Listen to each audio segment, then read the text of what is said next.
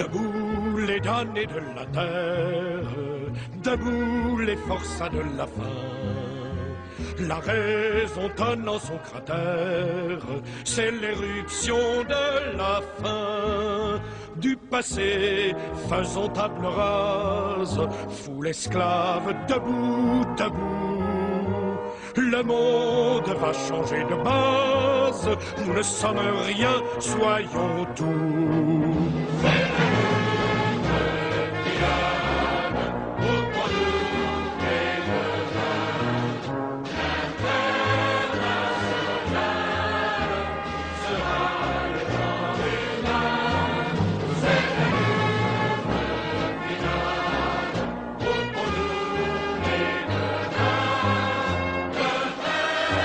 Nous n'avons pas oublié, nous, que la finance reste un de nos ennemis. Nous n'avons pas oublié que l'Europe doit être avant tout un tremplin pour l'évolution et l'émancipation des peuples qui expriment actuellement partout colère, indignation contre des plans d'austérité qui ne cessent de s'étendre et de ronger le moindre acquis social.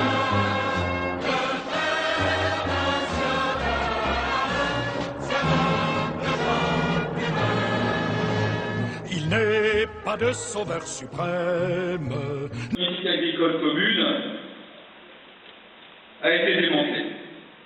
Plus de libéralisme économique et de libre-échange mondialisé au détriment du revenu des petits et moyens paysans, de l'emploi agricole, de la souveraineté alimentaire, des bonnes pratiques agronomiques, j'ai de l'eau, et pourtant dans la région, des bonnes pratiques agronomiques et écologiques. Les outils de régulation qui existaient à la fondation de la PAC ont été sacrifiés. Dit autrement, la préférence communautaire a été remplacée par la concurrence libre et non faussée. Tout cela pour permettre et pour donner les coups des franches à la grande distribution d'avoir des produits agricoles au premier prix et notamment au communautaire. Il semble pourtant à nous, pour de gauche, qui pensons à l'humain d'abord, que l'agriculture paysanne, que la pêche artisanale ont une belle mission à jouer.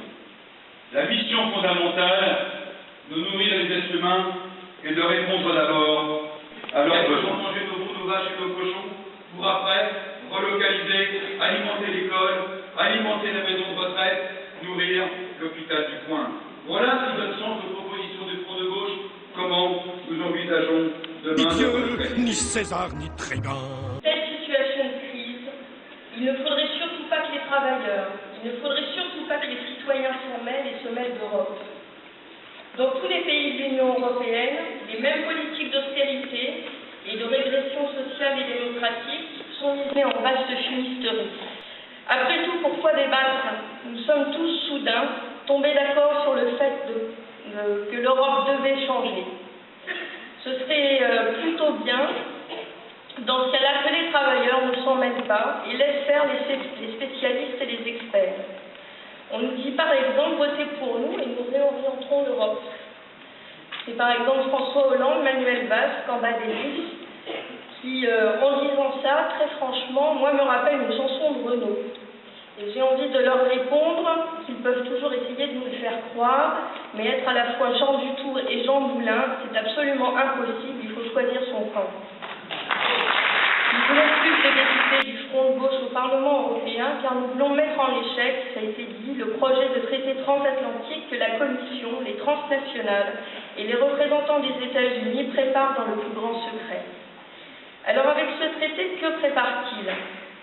Les Américains eux-mêmes, Anne vient de le dire, ont un temps surnommé ce projet l'OTAN économique. Un surnom qui lui va si bien qu'un ancien conseiller de Pascal Lamy, qui n'est pourtant pas un progressiste chevronné, l'a dit dans une réunion. Ce sera soit le grand marché transatlantique, soit l'Europe, mais les deux sont impossibles. Car c'est d'un accord de libre-échange dont il est question, calqué sur celui de l'ALENA, passé entre les USA, le Mexique et le Canada, et qui en promettant 20 millions d'emplois, en réalité en a détruit 1 million. C'est un traité de libre-échange qui vise à supprimer toute barrière tarifaire et non tarifaire, c'est-à-dire les normes, les certifications, avec l'objectif d'un alignement sur la norme la plus basse. C'est un traité qui vise à libéraliser entièrement l'ensemble des marchés. On croyait qu'ils n'en avaient pas assez fait en la matière, mais ils en veulent encore. L'accord comprendra des dispositions sur l'entière libéralisation des paiements courants et des mouvements de capitaux. C'est une menace pour les droits sociaux et l'emploi. C'est une menace pour l'environnement, pour l'agriculture, sur les droits civiques, la vie privée, la santé, sur la démocratie. C'est un pas de plus vers le règne sans entrave des transnationales et de la finance. Et cet accord permettra de soustraire au maximum des investisseurs des exigences nationales et locales en matière de temps de travail, de salaire, de conditions de travail, de cotisations patronales, de sécurité, d'hygiène, de respect de l'environnement, d'utilisation des bénéfices nets. Se présente comme un élu de gauche sur des magots, faisant appliquer aujourd'hui par son Premier ministre de droite une politique de droite soutenue par une partie du Parti socialiste. Alors menteur, assurément, puisque le Parti socialiste devait, rappelez-vous, s'attaquer aux injustices, rétablir un processus d'évolution sociale en faveur des salariés. Le constat est aujourd'hui très amer, mais la logique se confirme, car depuis des années, il ne cesse, lors de son accession au pouvoir, et d'année en année, de pratiquer une stratégie trompeuse, orientée vers une cogestion du monde capitaliste. Sauvons-nous nous-mêmes, décrétons le salut commun, pour que le vol rende gorge, pour tirer. Alors si on écoute nos gouvernants, de droite comme du Parti socialiste, qui n'est plus socialiste que de nom, il faut appliquer les dogmes les plus imbéciles et les plus cyniques qui visent à réduire les déficits. Vous savez, le fameux 3%, le déficit ne doit pas dépasser les 3% du PIB. Alors personne ne sait justifier ni expliquer cette orientation-là, mais c'est pas grave, même si c'est absurde, et que cela ne correspond aujourd'hui à absolument rien de sensé. Ces 3% qui auront des conséquences sur notre quotidien et qui sont inscrits dans le marbre depuis en fait le traité de Maastricht, auquel certains d'entre nous se sont opposés à ce moment-là, n'a aucune valeur économique. Ce n'est pas au front de gauche qu'on le dit, c'est même des théoriciens économiques qui ne sont pas très marxistes qui reconnaissent aujourd'hui que ces 3% n'ont aucun sens. Mais aujourd'hui, c'est un prétexte.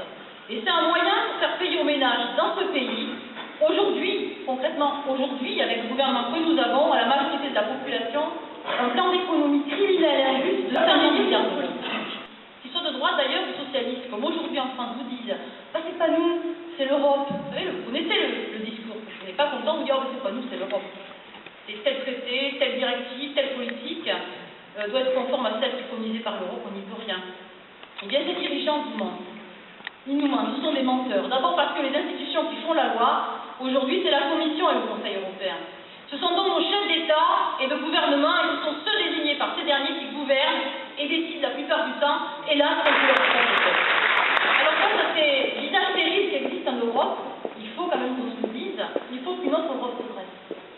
Celle qui s'exprime à travers les résistances. Je vous le disais à l'instant, en Grèce, au Portugal, dans l'État espagnol, aujourd'hui en Slovénie, en Pologne, vous savez, dans ces pays de l'Est qui ont rejoint l'Europe il y a peu de temps et dont les peuples ont goûté très rapidement aux joies, si l'on peut dire, des politiques libérales. Celle qui s'exprime aussi dans la rue, celle qui a défilé le 12 avril dernier par dizaines de milliers à Paris, celle qui défilera, et je vous invite bien sûr à le faire, et je sais que vous le ferez, à défiler le 15 mai, dans 2 jours, avec l'ensemble des fonctionnaires contre les politiques d'austérité dans ce pays aussi.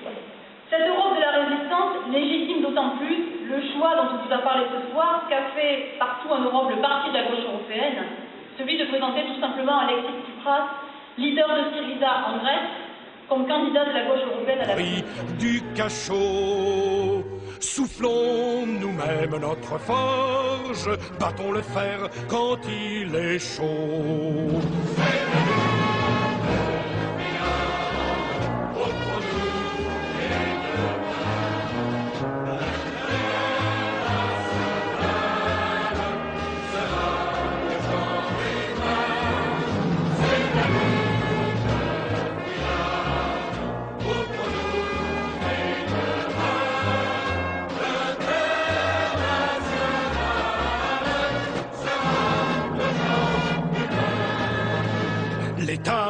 comprimer la loi triche, l'impôt saigne le malheureux.